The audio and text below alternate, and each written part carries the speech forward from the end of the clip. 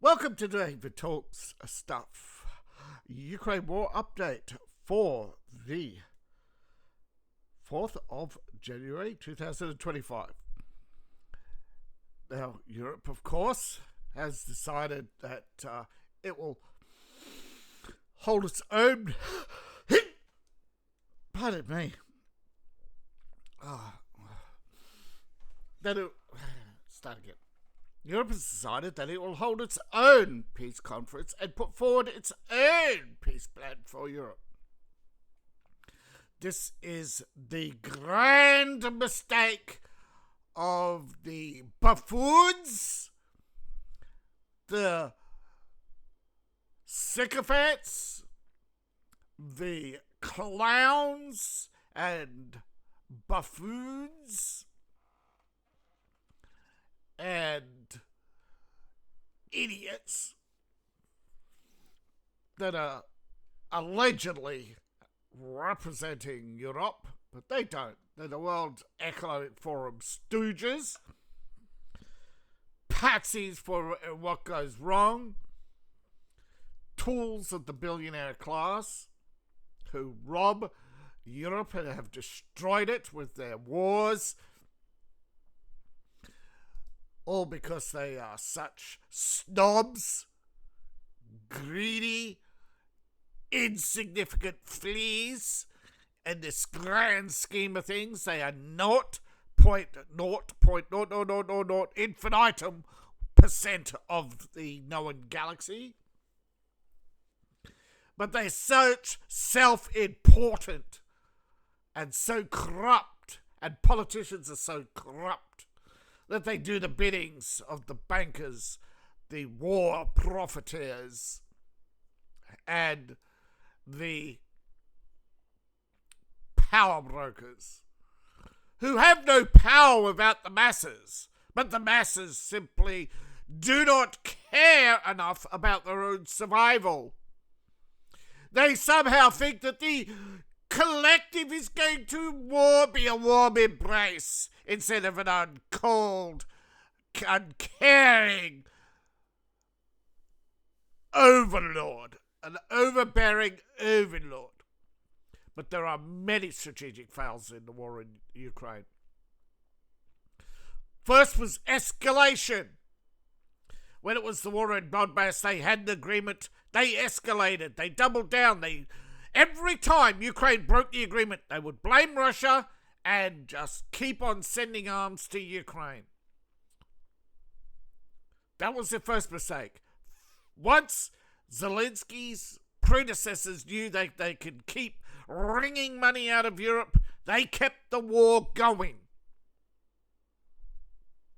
Now, one question is, the 7 politicians who met the US president, is why, after 42 months of continuing, why do they not support the resolutions that were put forward to them? Because they're closed bureaucrats. They don't know really why. They are told to continue the war, so they continue the war. They are not meeting for peace. They are meeting to find a escalation to bring this to a regional contract, because they're out of foreign fighters. See, this is the dirty secret in Ukraine. Not one, not two, but multiple armies of foreigners in Ukraine, mostly of Ukrainian nationality. But I bet these clueless bureaucrats, right, feel powerless. So they want to hurt Trump, right? It's one of the only motives that is clear, right? Remember when it was Biden doing whatever they wanted. NATO says, we want another conflict. Biden says, how much? How much he wants. Just tell me how much. But the European member states are fractured. They need some unifying field theory to make everybody believe that a European federation will be a warm collective. You want warmth? Put on a wetsuit and take a piss. never in the history of the galaxy has any collective come along and said, comrades, we work for the common good. No. Those are slogans. Right, comrades, back to work or my men will shoot you. That is the truth about any collective. This idea of democracy, where is it? Is there a vote for a war? Is there a vote for any of these things? No! They just pass resolutions in their little bureaucracies. Of course, they always have to have their victim of aggression and their financial aid packages, because those packages are out of reach, untouchable, unauditable, and you never know who they really go to, because the corrupt politicians in these shitholes are in on the scam. They're not going to expose the scam, they're going to keep it going. There's no incentive. Now, of course, they believe that they're going to have a military victory against Russia. Meanwhile, the Ukrainian military struggles. They up and they move back and say, we're still here, we won. You know, like little cockheads in a football match. You know, we didn't lose. They just scored more goals than us. You know, but we survived. You know, we took on the odds. We're the people's champion. But this so-called full victory, this rearmament, is all about reviving the depressed European economy. They keep talking about Hitler, they keep talking about the Nazis, but of course they forget and have been reminded by many people now that it was Ukraine who were the on the side of the Nazis. Now, the future war serves two purposes. One is to empower the political class in Europe. Two is for the Eastern Europeans to take out their anger and frustrations on Russia over the failed economies and failed promises of the European Federation. But wait, they keep calling it the EU. Yes, they're trying. This war is all about creating the European Federation, destroying the last national borders, national identities, and turning Europe into a mud, you know. And they call it multiculturalism when you mix everything into a mud cake. That is not multiculturalism. That is Hinduism. That is where you take everything from everybody else, throw it in a mud cake and say, it is unique, it is ours, it is, you know, and it's basically crap pie. All right. EU is teetering on the edge of an economic recession. The only thing holding them together right now is, for the last 3 years, is the Trump deal. The money. Well, you may say, but Biden. Oh, Biden just continued and doubled down on the Trump deal. You know, the enough money to keep NATO going, but that was about it. All that money Biden promised was never paid. It was promises, right? It's an illusion, right? The European economy is primarily an illusion. The only thing keeping it going is NATO spending, and that is majority United States money. The money they spend is printed money, which is why they are falling behind. 70% of the population, according to some researchers, now want an immediate end to Ukraine, and 7 million have left Ukraine. They could have fought this war and won. They didn't. They chose to leave. Right? In 22, they had the momentum. They could have fought Russia in a series of battles to a standstill, and then did what Finland did, call a truce and end it honourably. But they didn't. They lost all credibility. Ursula von der Leyen, Emmanuel Macron, Mark Rutte, Alexander Stubb, Giorgia Meloni, Friedrich Merz, and Keir Starmer might be mentioned briefly in history books one day, but there will be entire encyclopedias on Donald J. Trump. There'll be a couple of books on Putin.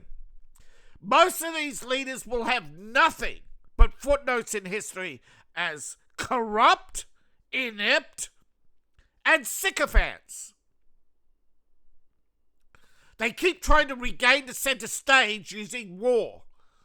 That is the mistake of Napoleon. That is the mistake of Hitler. That was the mistake of Stalin. And you forget Stalin and Hitler were working together. That Russia and Germany invaded Poland. In 1939, when the phony war was over, right, the expeditionary Germany sent troops into Norway, beat back the British, cut them off there. Then they sent troops into Netherlands and Belgium, and that was all with Russian fuel. Now you might say, wait a minute, the Russians hated communists. Yes, they did. But they came to an agreement. They wanted to carve up the world between them. But then Roosevelt did a deal, or may have already had a deal in place with Stalin to carve up the world between him and this is why most people tune out once they start telling the truth. But the fact is, Europe is run by anti-democrat oligarchs, right? Some of them Americans, some of them are, most of them are foreigners, okay? You always talk about the Rothschilds, but there's the Saudis, there's the Manuel Fox in there's the Mexican billionaire, the Brazilian billionaire. There's quite a lot of them. De Beers, the World Economic Forum, George Soros. The Rothschilds are but are down to like 6 or 7 banks. They've lost money, lost prestige. Don't forget, Switzerland's lost a bank. England's lost a bank. France has lost several banks. You know, on the world stage, the leaders look more like the 7 dwarfs compared to Trump. Only Trump could get Putin out of his office and over to America to talk. Now, France keeps talking about propaganda and Russian disinformation. But according to many journalists, independent journalists, the real problem is the fact that the majority of independent outlets are ignored as propaganda, but it's actually the BBC. It's what they don't tell you. So you don't often see it as propaganda, but many people now are tuning out of the BBC because they know something is wrong. But these are, 15 nations. Not even all of them showed up, by the way. Not all the European nations showed up. They said they were there to discuss the peace plan. They've done this many times. They cannot come up with an alternative because Zelensky won't. Every time they come up with a plan, right? They come up with a 15-point plan. Zelensky will say, I loved the first 14 points, but this last one, where I have to give up land? No, never. 9, 9, 9. And so they come up with plan after plan after plan, and every time it's the same thing. No matter how many times they say, even when there's no land given up, I want $1 trillion. I want rebuilding. I want the security guarantees. Everything, every time. At some point, you put your hand around old Yeller, you tell him what a good dog he's been, and with the other hand, you slide the shotgun up under his throat. Bang! You end it all. And you say, it's done, Putin. We have a deal. Because without Zelensky's constant, unelected, bureaucratic monstrosity that dictates everything in Ukraine, the Ukrainian people have a voice. So until you take away that plug, that asshole butt plug, Zelensky, who is basically second biggest cuck in the world after Will Smith, right? You are going to see that the Ukrainian opposition, the Ukrainian people, they don't care about the Donbass. They call it over there. They've accepted the loss. They understand that 10 years ago they had an opportunity, but instead of they had an elected government, but they decided to have a coup. And you cannot address the problem in Ukraine until you recognize the fact it has an illegal government. And Zelensky's legitimacy was built on the promise of peace. He did not deliver. Therefore, he should be dismissed. Woo! And Tom Hanks should be somewhere on the beach holding up a little sock. I wonder what happened to Zelensky, he will say. I hate that man. I hate that man. I hate that man. Which one? Both. I hate hypocrites and liars. And the world is so full of them, right, that you pretty much almost end up hating almost everyone. Not all see, this is why you should never make promises, because they can't be kept. You make a promise, somebody will undermine you, somebody will get up your nose, somebody will always make you late. You know how many people... this is a weird sidestep. Proof in point. Do you know how many people deliberately drive slow in morning traffic? Or they see the lights and they just crawl up to it and stop, even though it's... Because they time it. They say... They do this every day. Because it's the only little bit of power they have. That's how much evil there is in this world. The love of power. Now, drone strikes have been heavy today. So have the missile strikes. Now, there was a power distribution area hit in Klensky. I tried to look it up, but they showed some empty field with a big explosion. And then I did an image search, and they've used this same 3 times over. One for a power plant, one for an ammunition dump, and one a month ago for, again, attack on infrastructure. Yeah, infrastructure. I hate file photos, man. They should have a big thing across them. This is a file photo with the frickin' date. Where and when it was taken is so important, because it's the difference between fact and propaganda. It's a fact that there's fighting on the front with little movement. It's a fact that most of today was colder than yesterday, and the Russians are back. As I said, renewed offensive in Kupiansk. This time they're finally admitting it. It's a Russian bear trap. See? Overlapping fire. Straight ahead, not in the field, right? Not in the field, not in the range, right? Always overlapping, but never direct intersect. Never direct facing. The map's oversimplifications, but renewed offensive towards Lyman. Now, it's hard to tell if there was any progress, but given the fact that there are attacks on 4 positions,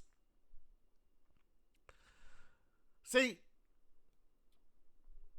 they're definitely taken most of this, they're definitely heading south now. Definitely closing in on something to create a new cauldron. Perhaps it is just to draw away troops, of course. Now, of course, the big question is where and when is the next big strike? With all these little strikes, these are just probing, softening up,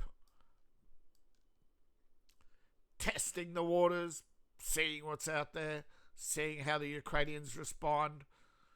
But there's areas, of course, where they're making advances, looking like they're making a play towards Volodymyr, while they are stuck in a couple of areas. But then again, it's the Ukrainian death trap. They are definitely given a limited time to achieve objectives. And it seems to be when Russia doesn't achieve objective, they open up a new front anyway. And the strategy is to not let the Ukrainians get comfortable in their trenches. But at the same time, they just don't want them shitting in their pants every day. They want them moving, but then settling in, getting comfortable, watching the lines, and then suddenly, BAM! There's artillery and glide bombs all across the front, and the Russians have advanced a couple of kilometers. But most Ukrainian POWs don't stay POWs for long either. Now Russia's solidifying its river crossing here. Obviously, that's where the Ukrainians are attacking is the river crossing. But, yeah, they've secured some of both sides of the river. More drone attacks, and, another day, nothing moves too much. But every day, right, this is how it goes. Now, of course, Zelensky condemned the drone attacks. But a short time ago, after issuing a condemnation on drone attacks, he launches a drone attack of his own and says there'll be no let up on the drone attacks. For every bomb they drop on us, for every bomb they drop on Kiev, we will drop 10,000 on Berlin. I mean, Moscow. Oopsies. God. I don't think Zelensky even knows what he's doing. His head's spinning. His propagandists are spewing out crap. The Ukraine spy agency, you mean British intelligence. But here's the thing, that most people, and does not make most news, that they are Ukraine has foreign fighters. They claim they're not mercenaries, but now they claim they're at risk of losing them because they're running out of funding. I thought Europe was funding you. This is where your $200 billion is going. Foreign fighters. And what happened? That's where the $50 billion, apparently the directorate is out of money. The Legion since 30th of October have been running on fumes. They have been begging for funds, and this was Zelensky's recent trip to the United States to try and get $50 billion out of you. He lied about coming to America to talk about peace. He didn't. He went there to make a series of speeches and grandstand.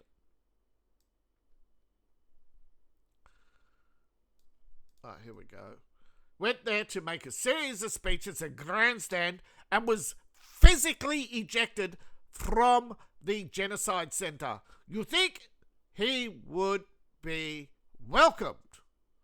But Zelensky was told he was not allowed to address members about the Ukraine war, not to equate it to the genocide of Jews in Eastern Europe, and also said not every war crime is genocide, not every genocide is a Holocaust, that he had gone beyond the bounds of what is acceptable, that in Ukraine there are not only victims of the Holocaust, there were perpetrators. Ukraine were Nazi accomplices, and Zelensky will not address that. He will not address the Nazis or the fact that Ukraine never denazified, right? Now, this is a infight that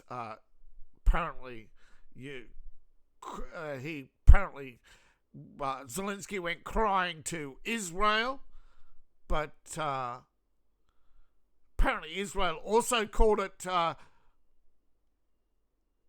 that Zelensky was close to a Holocaust denial, because he was trying to blame it all on the Russians. Russia. This is a modern Holocaust. And Israel, Zelensky is finally mask off, right? Mask off, right? This is the same with most people in power. Religion is a tool to them. Whether you're a true believer or not, I am not shitting on you. I am saying leadership of Christian churches, Muslim churches, particularly Hindus, they are all using religions to shit on you, to justify their wars, to justify them being in power, to justify them not holding proper elections, to justify them. It's all in their mind, though. They're not going to come out and say that, oh, yes, we only counted 32% of the vote in New York and burnt the rest, you know. Now, training continues for winter forces in Ukraine. Now, they call this frontline training. It's basically confidence course to run and gun without thinking. They get you to move faster and faster, because the more pressure they put on you, that make you go faster and faster. It actually doesn't make you go faster. They're trying to make you turn off your brain, right? Don't think, follow orders. Don't think, follow orders. This is over and over again until you become a mindless drone. But it's failing, right? Not only are they failing to fund the foreign fighters, they're failing to recruit enough of them. Now, the death toll from Russia's attack on Ukraine is rising, but there's nothing really on the diplomatic front, because they are endlessly pontificating without any intention of solving Ukraine. They want to unleash a war between Russia and Ukraine so that they can expand Europe. They want to, Istanbul thinks that they're on the firing line. As I said, it's Eastern Europe. They want to drag.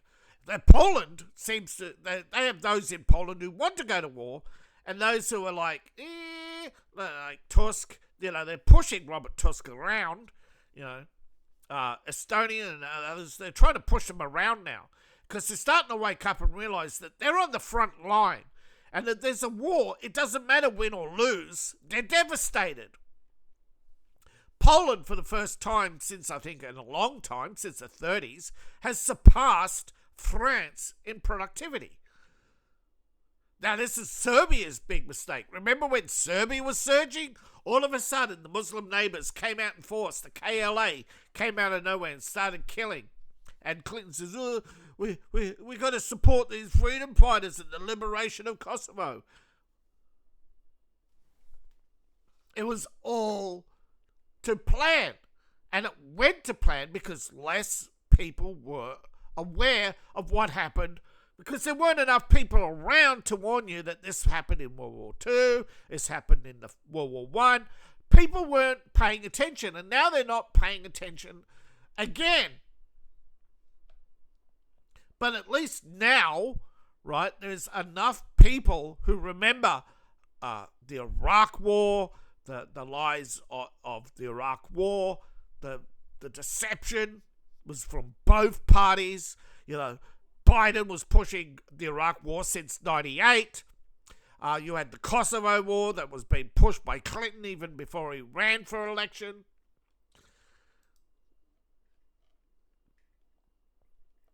I feel sorry for the people of Kosovo. They really need to be liberated. And it's like, there was nothing, right? It was all about breaking up Serbia, breaking up Eastern Europe so that the Europeans can move in against weaker, smaller nations. And of course, the Russian armed forces have made advances, but little advances shown on the maps. But they've made a number of military strikes, again, which most are not on the maps. Now, there was fighting, again, against the Ukrainian armed formations and armed mercenaries in 156 areas, most of which are not reflected on the maps. But there's a great deal. You go through, right? Now, obviously, they're not going to be able to fit all the pins on the map, but you can clearly see, right? There's no Ukrainian offensive. There's no, right? Wow, they're holding this little area. What's happening? You can see it's been enveloped, right? As you pull out, on the grand scheme of things, it's a blip. One little town.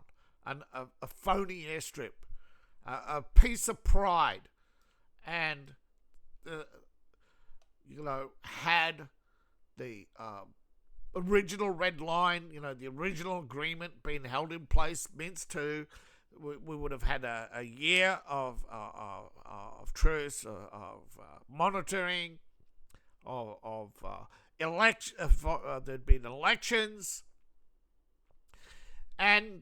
but Zelensky and his pride, and it's going to be his downfall, and it's good riddance to bad rubbish.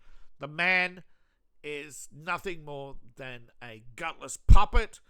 Unfortunately, the world does not punish the guilty, except for those who commit crimes against the state.